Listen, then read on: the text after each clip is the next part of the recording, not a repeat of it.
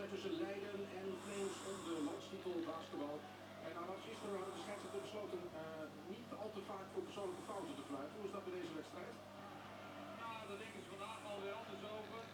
Anderhalve minuut was er zo straks gespeeld. Er stonden er 4 fouten op het bord.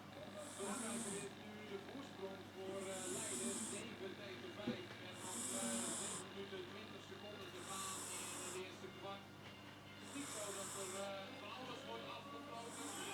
Die fouten die werden gefloten, maar het werd gefloten. En Montemagny heeft tot dusver de middag van het seizoen scoort toverballen. Nu een verre 3 punten. Echt van een meter of 2, bijna 3 van achter de 3-puntlijn. 10 tegen 5. Dus een vroege voorsprong voor Leiden. Roersel nu binnendraait naar de basket en die mist. En dan kan Leiden heel goed een grote voorsprong pakken. Jackson vindt Bousje tegenover zich, maar komt er makkelijk vanaf. En je hoort het misschien aan het lawaai. Jackson scoort inside. Het is 12 tegen 5. 6 minuten 30 nog te gaan in dat eerste kwart. Niet zo dat er meteen van alles aan de hand is bij zo'n de voorsprong. Bosteen doet nu wat terug, 12 tegen 7. Met een goede actie naar de basket. De zaak voor de ploeg van coach Martin van den Berg om het hoofd goed te houden. Martin de Vries. We hebben vaak gezien in deze serie dat Flames voor een voorsprong kwam hier in Leiden en uiteindelijk weggaf. Nu een totaal ander gezicht. Maar met deze score wat Jesse Smit Leiden lijkt er de vleugels te hebben. Nou, Leiden komt enorm sterk uit de stand blokken, maar dat kan je eigenlijk wel verwachten in zo'n wedstrijd. De jongens zijn zo gehyped en zo gemotiveerd. Ze gooien vaak prachtige ballen erin, dus daar valt niks op af te dingen. Ik hoop dat die storm straks een beetje meer gaat liggen. En het Flames wat meer controle krijgt in de verdediging. Nou, voorlopig zullen we even de storm even moeten laten uitrazen. Het publiek is natuurlijk ook helemaal erachter. Dus dat betekent dat jongens zoals Boxen en met jullie een geweldige bal er steeds ingooien.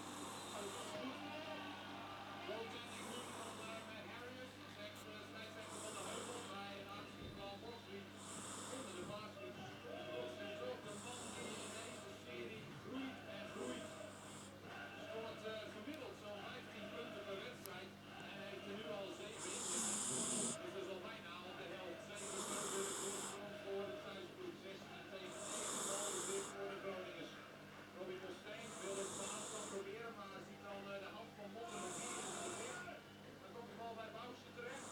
Dan gaat hij rijden via Jason Ellis in het veld gekomen voor Steve Ross. Dat de bal de top in goede tip is van Ellis. Die al vroeg is ingebracht. En Ross er dus weer uitgehaald. Ellis is toch verdedigend de sterkere man op de 4. Zeg maar de power forward positie waar Marco van den Berg ook met Steve Ross begonnen is in deze finale serie. Die lopen door Montemagny. Daar zijn ze hier in Leiden blij mee. Een gaatje 5 met balbezit voor Flames. Dus dan kan Groningen iets terug doen aan die achterstand. Jason Ellis mag de bal in gaan nemen. Maar hij dus al ingebracht vanwege zijn verdedigende kracht vandaan. En ook met Harris naar de kant gehaald. John Turek in het veld gekomen. Mag hij op de centerpositie onder het bord wat gaan doen tegen Ross Beckering. Want hij is gewisseld. En Jesse Smit nu ook op de reservebank naast coach Toon Verhelft. En dan een aanvallende fout gezien bij